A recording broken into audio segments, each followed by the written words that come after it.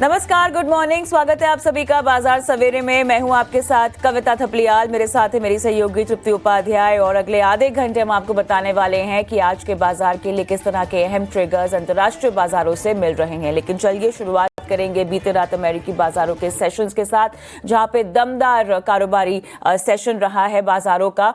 और ओवरऑल हम देखें तो डाउ जोन्स 300 अंकों के ऊपर की क्लोजिंग दिखाता हुआ, नैस्डैक 432 अंक, S&P 500 में भी मजबूती के साथ क्लोजिंग हुई है। हमारे सहयोगी जुड़ चुके हैं हमारे साथ, अभिषेक सत्यव्रतम। अभिषेक, हाय, गुड मॉर्निंग। और ग्लोबल बाजारों का सेटअप समझना चाहेंगे। और बीते रात यूएस बाजारों की दमदार क्लोजिंग यहां पर होती हुई हमने देखी है। S&P 500 भी नई ऊंचाई पर जाकर बंद हुआ है। ये बताइएगा अमेरिकी बाजारों से किस तरह के संकेत कल के लिहाज से, और एशिया के बाजारों से फिलहाल किस तरह के संकेत मिल रहे हैं? कविता, गुड मॉर्निंग। देखिए, संकेत अच्छे हैं और अमेरिका में हमने देखा कि जो टेक्नोलॉजी स्टॉक्स हैं वहां पर काफी अच्छी तेजी हुई है, चाहे एनवीडिया हो, मेटा, एप्पल, अल्फाबेट, ये सारे के सारे शेयर 2 से 4% चढ़े हैं। और इस हफ्ते जो मैग्निफिसेंट जो 7 जो कंपनीज हैं, अमेजोन, एप्पल, मेटा, माइक्रोसॉफ्ट, इनके नतीजे आने वाले हैं अगले 2 दिन में, यानी कि कल और परसों में। तो उत्साह काफी अच्छा है। और एक और चीज, ये गुरुवार को ट्रंप की और जिनपिंग की बैठक हो सकती है और उसको लेकर बाजार काफी ज्यादा उत्साहित हैं। और माना यह जा रहा है कि ट्रेड डील को लेकर काफी कुछ निकल के आ सकता है, कुछ ऑप्टिमिज्म उस फ्रंट पर जरूर बन रही है। यही नहीं, दोनों देशों के बीच में ट्रेड डील के फ्रेमवर्क को लेकर सहमति बन गई है। और माना यह भी जा रहा है कि चीन ने जो रेयर अर्थ मिनरल के एक्सपोर्ट पर जो प्रतिबंध लगाए थे वो प्रतिबंध हट जाएंगे। चाइना अमेरिका की जो शर्तें हैं, सोया मिल का जो इंपोर्ट बढ़ाने को लेकर, शायद इसको लेकर भी सहमत हो जाए।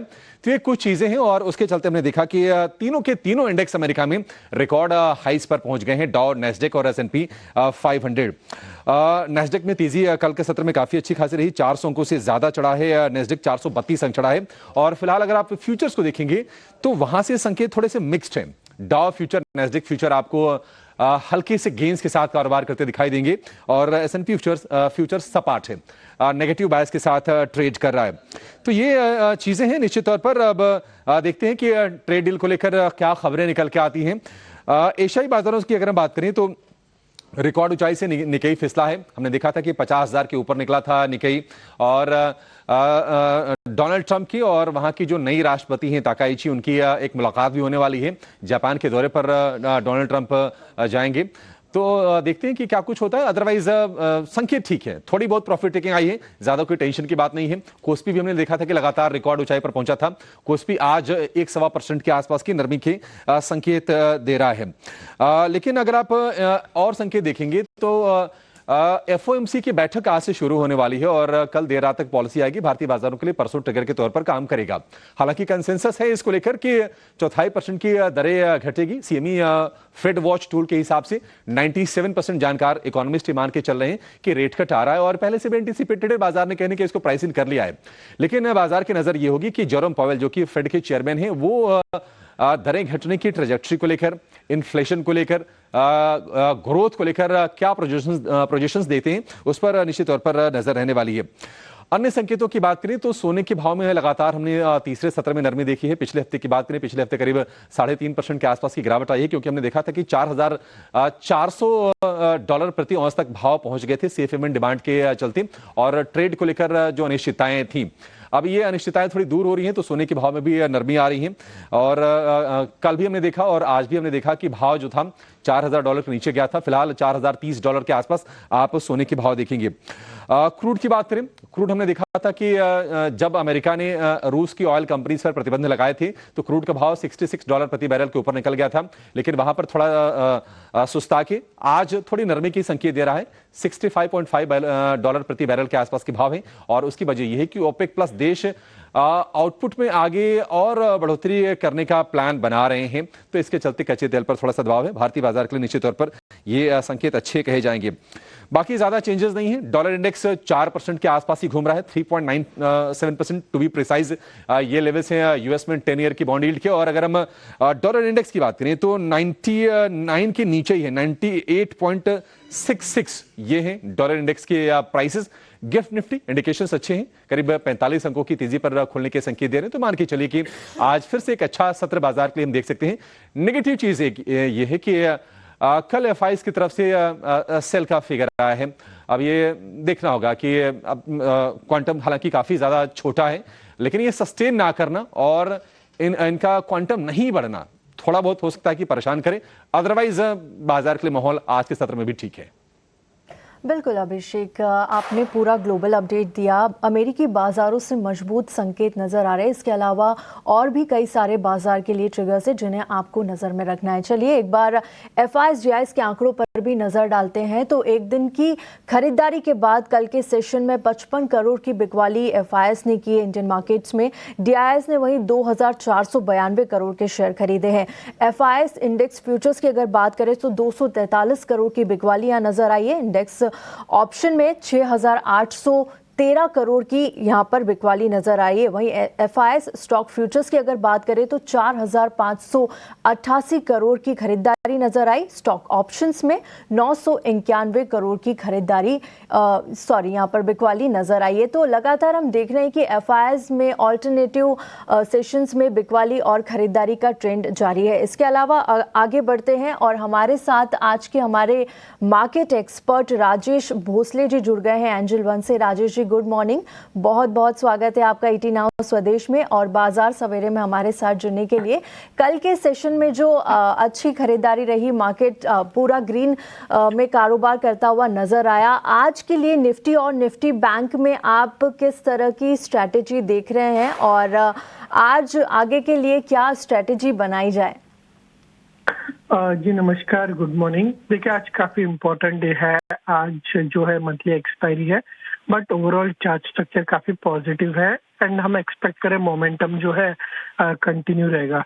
अगर आप देखिए चार्ट्स को तो 2 हफ्ते पहले निफ्टी ने एक कप एंड हैंडल ब्रेकआउट दिया था 25,700 के रेंज में एंड फ्राइडे को उन लेवल्स को रिटेस्ट करके हमने देखा कि कल के सत्र में जो है कंटिन्यूएशन देखने को मिला है।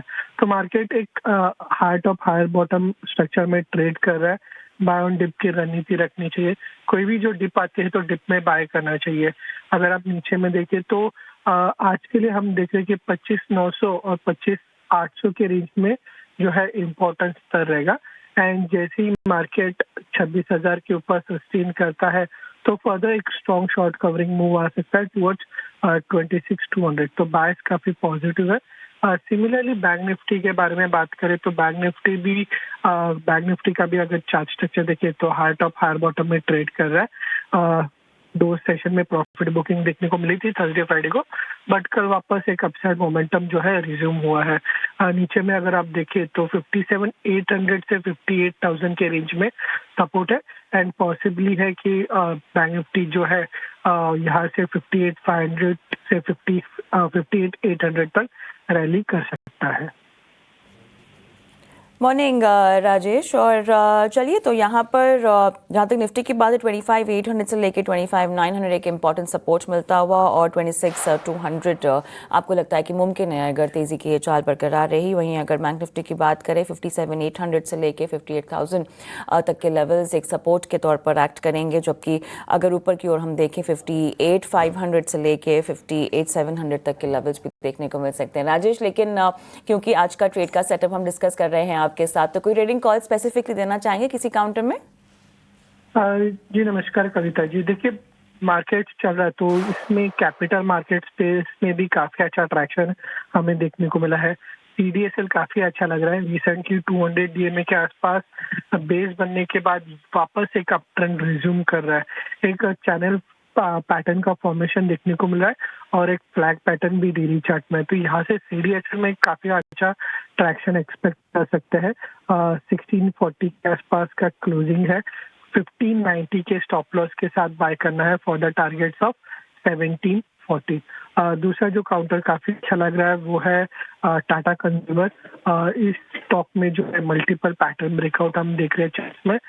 वीकली में एक सिमेट्रिक ट्रायंगल पैटर्न है और डेली में अगर हम देखें तो एक cup and handle pattern breakout देखने को मिला था। फ्राइडे के सेशन में उसको रिटेस्ट किया, बट कल के सत्र में वापस एक पॉजिटिव मोमेंटम देखने को मिला है ओपन नो मार्बूज के साथ। तो टाटा कंज्यूमर बाय करना है 1140 के स्टॉप लॉस के साथ। यहाँ से हम न्यूनतम लक्ष्य एक्सपेक्ट करें 1230 का।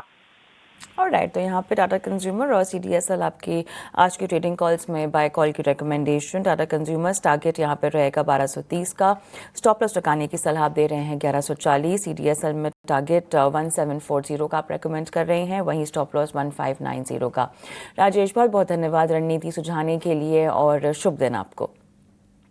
लेकिन बाजार सवेरे में वक्त हो गया छोटे से ब्रेक का। ब्रेक के उस पार स्टॉक्स इन न्यूज़ पर हम फोकस करेंगे। ब्रोकरेज हाउसेस की रिपोर्ट भी लेकर आएंगे हमारे सहयोगियों के द्वारा इस ब्रेक के बाद।